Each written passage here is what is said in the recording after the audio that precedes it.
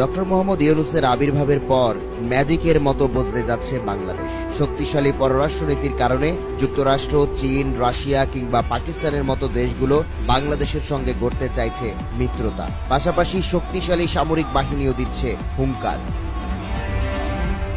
এমন পরিস্থিতিতে নতুন মাইলফলক অর্জন করল বাংলাদেশ, কারণ শক্তির দিক থেকে প্রতিবেশী মিয়ানমারকে টপকে গেল বাংলাদেশের সামরিক বাহিনী। গ্লোবাল ফায়ার পাওয়ার রিভিউর বার্ষিক সূচকে উঠে এলো এই তথ্য।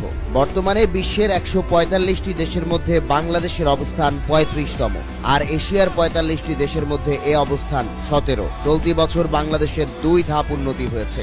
এর আগে ২০২৩ ও ২০২৪ সালে ঢাকার অবস্থান ছিল যথাক্রমে ৪০ ও ৩৭তম।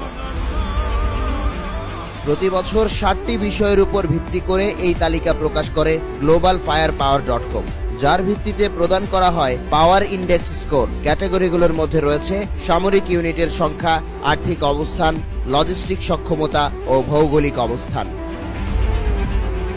বর্তমানে বাংলাদেশ সেনাবাহিনীর সদস্য ১,৬০,০০০। ১১,৫০০-এর বেশি আর্মার্ড ভেহিকেলের মধ্যে ট্যাঙ্কের সংখ্যা ৩২০টি। এছাড়াও ৫৬টি সেলফ প্রোপেলড আর্টিলারি, প্রায় ৫৫০টি টয়েড আর্টিলারি ও ১১০টি রকেট আর্টিলারি।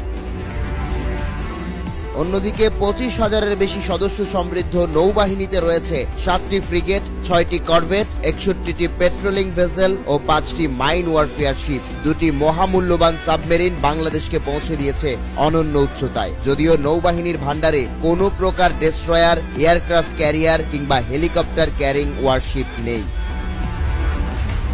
বাংলার আকাশ রাখিব মুক্ত, এই স্লোগান নিয়ে যাত্রা করা বিমান বাহিনীর সদস্য সংখ্যা ১৭,০০০। ২১৪টি এয়ারপ্লেনের মধ্যে ৪২টি ফাইটার জেট। এছাড়াও রয়েছে ৬৫টি হেলিকপ্টার, ১৭টি কার্গো প্লেন, ৮৬টি ট্রেনিং জেট ও স্পেশাল ড্রাইভের জন্য ৪টি এয়ারপ্লেন। বর্তমানে বাংলাদেশের এক ধাপ ওপরে অবস্থান করছে পরমাণু শক্তিধর রাষ্ট্র উত্তর কোরিয়া, আর ২ ধাপ নিচে মিয়ানমারের অবস্থান। মুসলিম দেশগুলোর মধ্যে বাংলাদেশের অবস্থান ৯ম। এই তালিকায় শীর্ষে থাকা তুরস্ক বিশ্বজুড়ে সামরিক শক্তিতে ৯ম অবস্থানে। ১২ ও ১৩তম অবস্থানে রয়েছে যথাক্রমে পাকিস্তান ও ইন্দোনেশিয়া। ইসরায়েলের এক ধাপ নিচে ইরানের অবস্থান ১৬তম। বাংলাদেশের ওপরে অবস্থান করা মুসলিম দেশগুলোর মধ্যে রয়েছে মিশর, সৌদি আরব, আলজেরিয়া ও নাইজেরিয়া।